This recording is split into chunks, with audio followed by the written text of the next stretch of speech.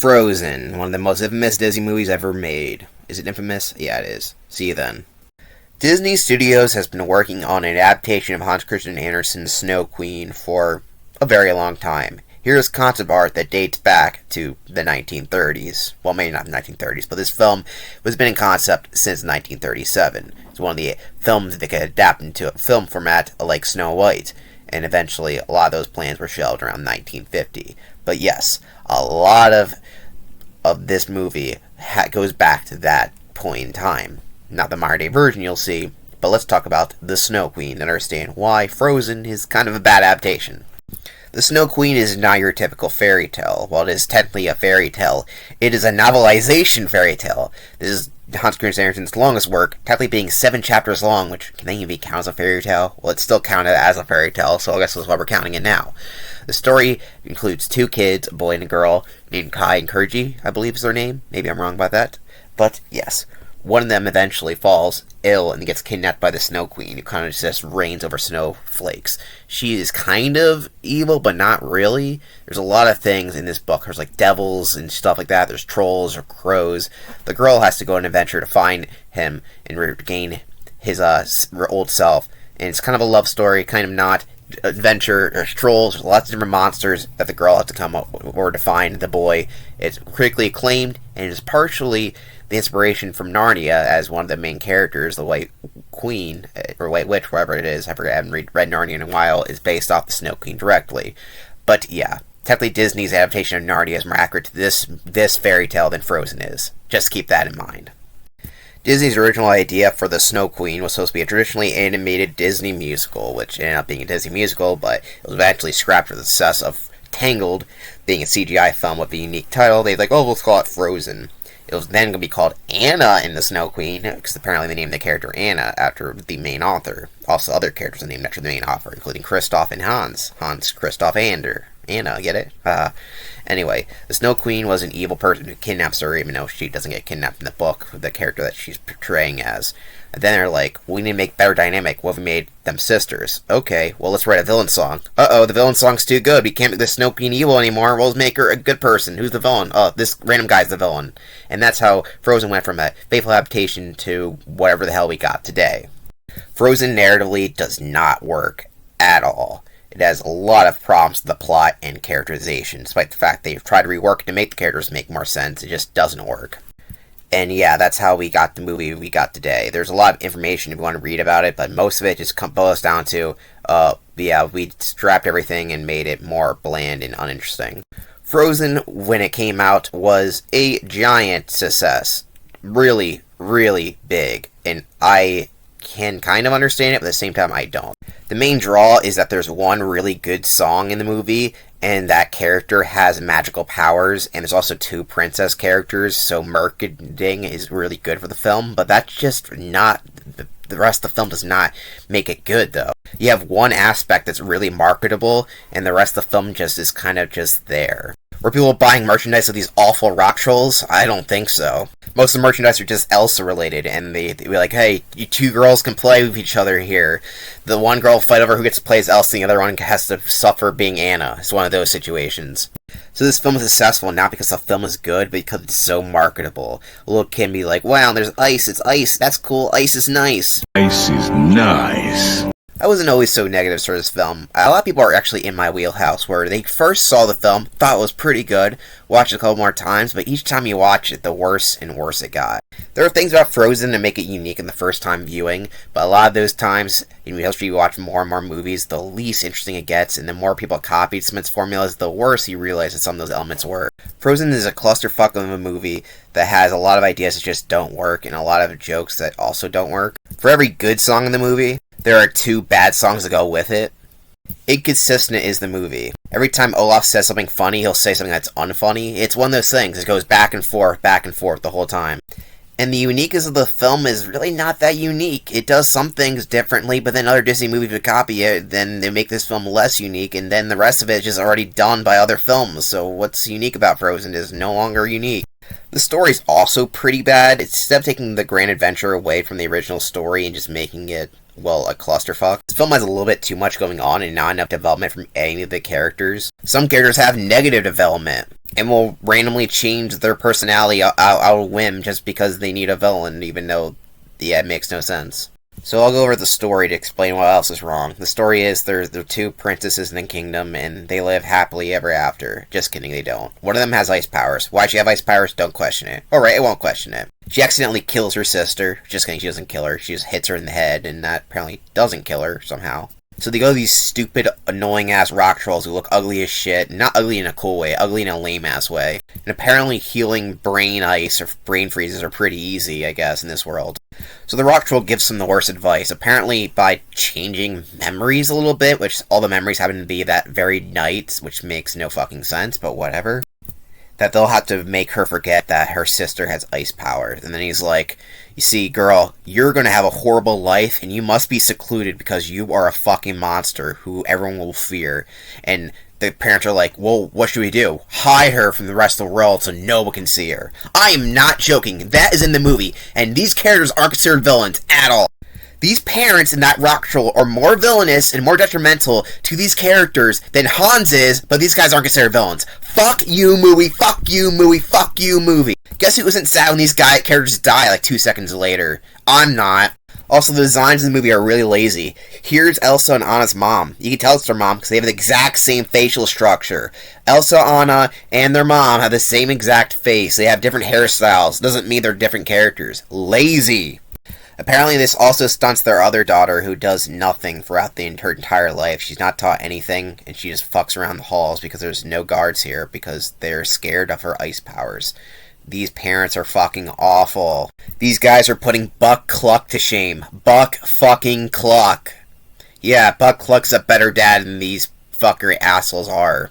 They're really bad at running a kingdom because later it showcases that there's basically no form of royalty after Elsa leaves. Like, Anna leaves immediately, and then guess this random guy who's not even a king is running the kingdom, Hans. He does a better job than anyone, but he's a villain. It makes no fucking sense!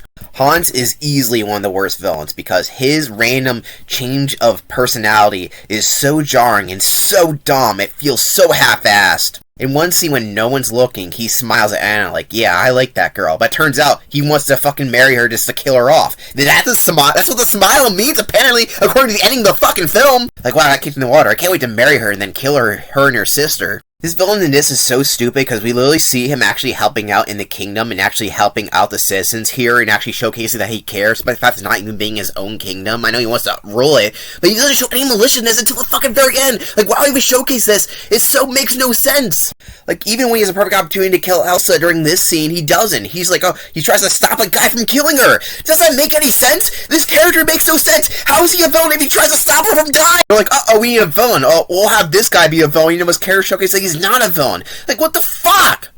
They could have actually had an interesting and complex film if she actually kissed her and it turns out that didn't break her curse. Oh yeah, Anna's curse by Elsa.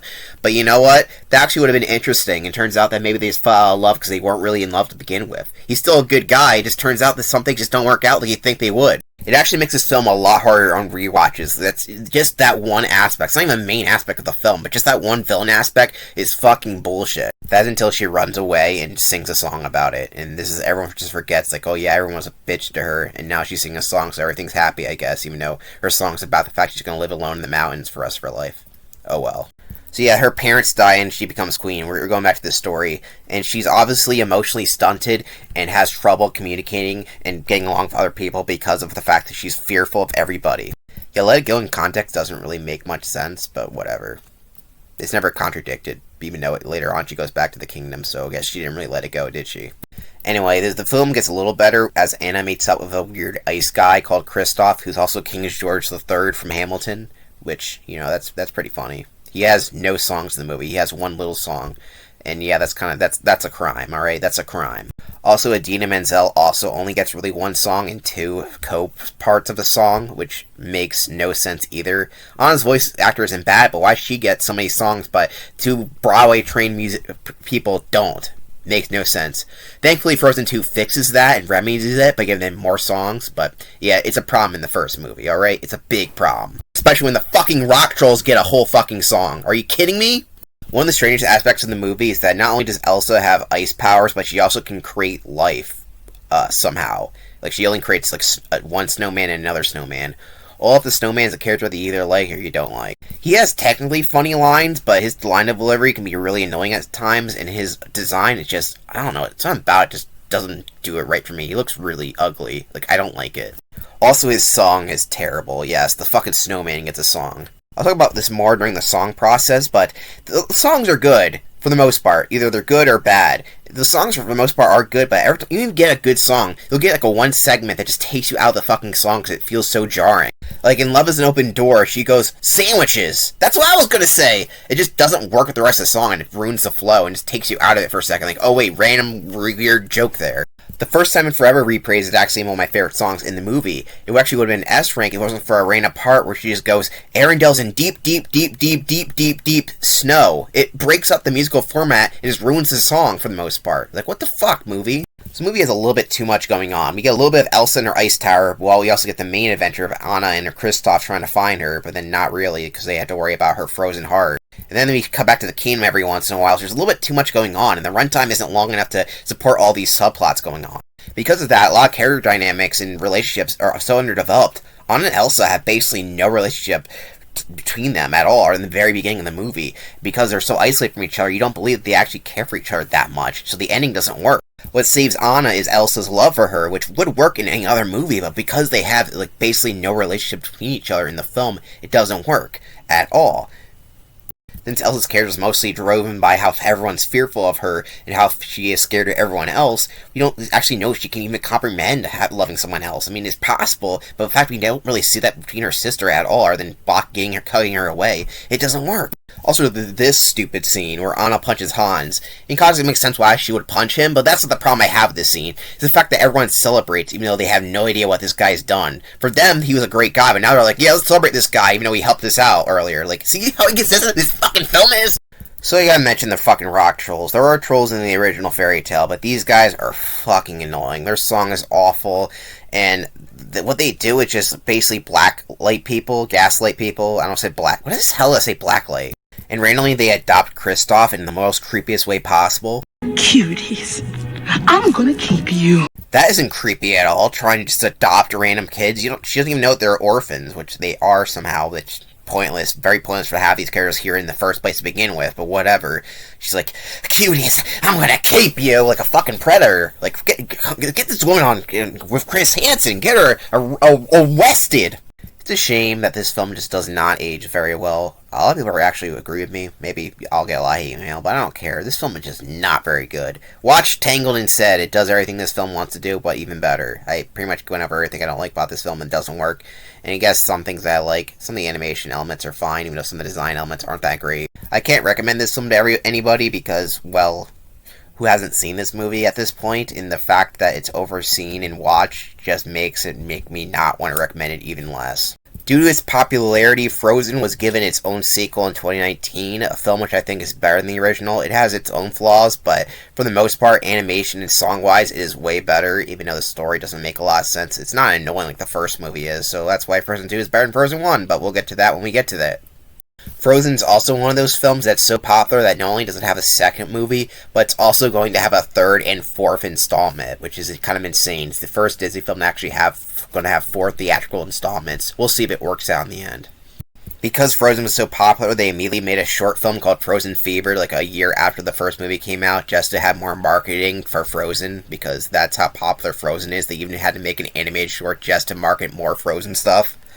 They also made another one called Olaf's Frozen Adventure. I have not seen it, but the fact that they had to make another one showcases just how much marketable Frozen is, even though it's not that great of a franchise.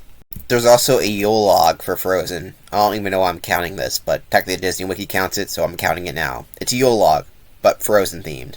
There you go. They even released short films for VR headsets, though the short film that's called Myth, A Frozen Tale, was only made for Frozen 2, so it really has not much to do with the first movie. There's also another short film starring Olaf called Once Upon a Snowman, showing how Olaf was created, apparently, even though we already saw it in film, but if you like Olaf, I don't, then you'll probably like this. But if you don't like that, there's even more Olaf. There's a little YouTube short series called At Home with Olaf. How much anime shorts is this dumbass snowman gonna be in? There's even more Olaf shorts. There's Olaf Presents, where he talks about Disney movies. Like here he's pretending to be the Little Mermaid, I guess. Well, okay. Who the hell watches this crap? Frozen even had a couple of video games, so this is getting towards the end of the era of tie-in video games, though. So this game was not released on any home console. There actually was no home console Frozen game, though this game was released on the DS as well as the 3DS. So if you want to play Olaf, well, on the go, well, here you go. Olaf. It's always Olaf. Yeah, Olaf. Olaf this, Olaf that. My God, I can't get rid of this fucking snowman. Though if you want to play a Frozen game starting the main characters, well, there's Frozen Double Trouble, which is a web browser game that looks like ass. Like, look at this piece of shit. This looks terrible. The most creative game that Disney's ever made of Frozen is Frozen Free Fall, which is just Bejeweled or Candy Crush. How original. But don't worry, if you didn't like that one, there's also another one called Frozen Adventures, which is just the same type of game, but slightly different. Like, wow, these games are so bad. Like, I'm sorry, Frozen people, you got some terrible games. Unless you count Kingdom Hearts 3 Frozen level, but we're not. Hey, Frozen attractions, of course there's Frozen attractions. There's a whole themed area in Hong Kong Disneyland, which is Frozen based. So yeah, there's a lot to cover. Oh boy. At Tokyo Disney Sea, there is an adaptation of the Frozen movie. For some reason, I guess they decided that the movie was so good they had to adapt it into a ride. It does look pretty impressive with the animatronics, and this ride just opened up recently. It looks cool, but like I said, not a big Frozen fan. The main ride people think about with Frozen is called Frozen Ever After, and it's kind of infamous since it replaced the cult classic Maelstrom. Is that what's called, Maelstrom? Of the Norse Pavilion. It Disney-fied an area of Epcot that was not that Disney-themed. It's more world-based, so people didn't like that aspect, as it seems to be bleeding over to the other parts. Also, the animatronics are fine, but the light-based projections look like absolute ass, and the retrofit just did not work that well. And overall, it's a pretty bad ride, especially for how long the line queue is for such a short and kind of bad ride that does not work with this new theming. Surprisingly, there isn't that many rides of Frozen, even though it seemed like there was more. It turns out that the Hong Kong, the only other ride is this roller coaster here. I guess that's neat. But yeah, we are done with Frozen rides, and we'll go on to the rankings. Finally. I put Frozen into the D tier, a 6 out of 10. It does have some redeeming qualities, that's why it's not lower, even though I was tempted to rate it lower. It has some major inconsistencies, but overall, there is some pretty good songs in there, even though some of them aren't that good. And some elements of the animation are fine. It can be nice to look at sometimes, but overall, it's a pretty mediocre film. Sorry, Frozen fans. The villains of Frozen are pretty piss poor. That's why they are so low in the list. Hans, I went over it enough to explain why he's an F tier villain, because he's so inconsistent. And E tier, we got the Duke of Weselton, who is he could have been more interesting, but he's not really funny, and he's so underdeveloped. He's just like a random, like, oh, here's the fake villain of the movie. He sucks. When it comes to the princesses, Anna is the character that I just don't care for. She's like, She's a little inconsistent as a character for the most part. Like, with her goals, she's kind of here and there. I just don't find her that interesting or charming. Elsa's a better character, but that's only because she has ice powers more than anything. She's pretty underdeveloped, even though I feel like the character resonates with people. It's because the main idea of feeling isolated does connect with people, but it's not that well executed. So that's why she's in B tier. Alright. Frozen songs are the most inconsistent of any Disney movie. You will see there's a couple on the bottom and a couple on the top. There's like barely any in the middle. Bad. Anyway, Fixer Upper, easily the worst song in the movie. It is awful. Like, flat out awful. It is annoying. The trolls have bad songs. There's a stupid baby troll that comes out. I lost you no wing. Oh, God.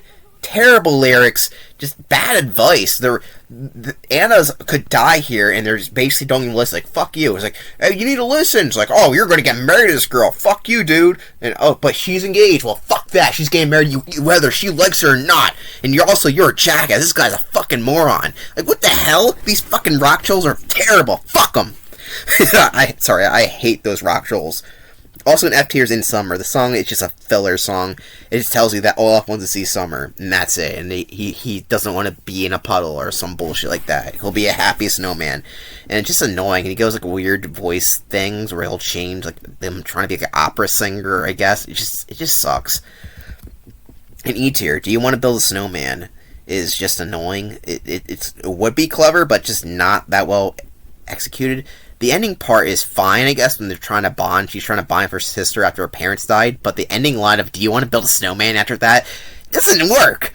He's like, her parents died, by the way, do you want to build a snowman? It's just like, that just does not work at all. So it just fails flat. Plus, I don't like the parents. They're terrible parents, so F them.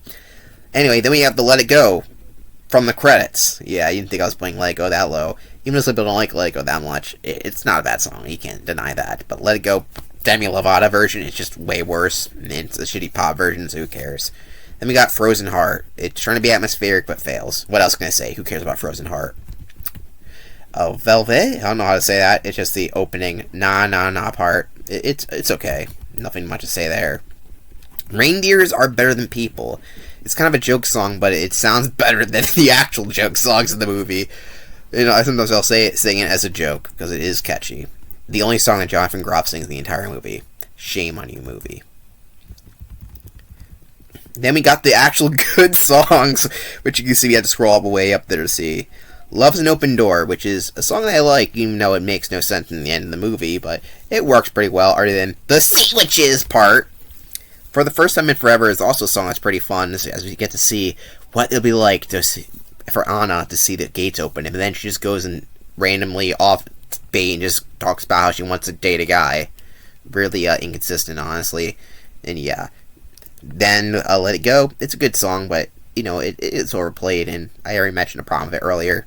And the best songs for the First Time in Forever reprise. The ending part of the sequence is really good. The dual singing is great. It would have been an S tier if it wasn't for the deep snow part. But yeah, that's Frozen soundtrack. Overall, it's a mixed bag, and Frozen 2 had a better soundtrack. Sorry. And that's it for Frozen. And yeah, I don't think I said anything unique here for someone who doesn't like Frozen. Not that I dislike it, it's just disappointing that the first viewing I thought was good and got me really into the Disney musicals finally, after not really getting into them, and just seeing that it just not hold up at all.